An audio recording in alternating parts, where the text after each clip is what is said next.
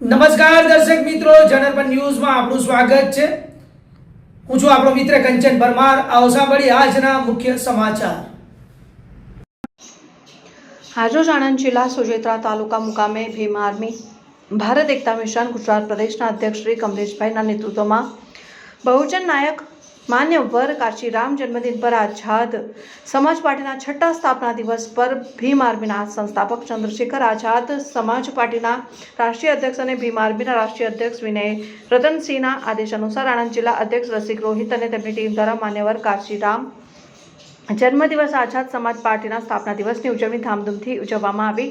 સાથે સાથે ભીમ આર્મી ભારત એકતા મિશન જનસંપર્ક કાર્યાલય ગુજરાત પ્રદેશ અધ્યક્ષ શ્રી કમલેશ ધવલના હસ્તે અને તમામ પદાધિકારીઓની હાજરીમાં ઉપસ્થિતિમાં ઉદ્ઘાટન કરવામાં આવ્યું, જેમાં મોટી સંખ્યામાં રેલી સ્વરૂપે ડોક્ટર બાબા સાહેબ આંબેડકર પણ કરીને સભા સંબોધિત કરતા સ્વરૂચિ ભોજન પણ સાથે લેવામાં આવ્યું, જેમાં ભીમ આર્મી ગુજરાત પ્રદેશમાં મોટી સંખ્યામાં જનસંપર્ક કાર્યાલય દરેક જિલ્લા તાલુકામાં ખોલવામાં આવશે, જેમાં ભાવનગર, વડોદરા, નર્મદા, લુણાવાડા, કરજણ, જામનગર, ધોળકા, અમદાવાદના પદાધિકારીઓને સમસ્ત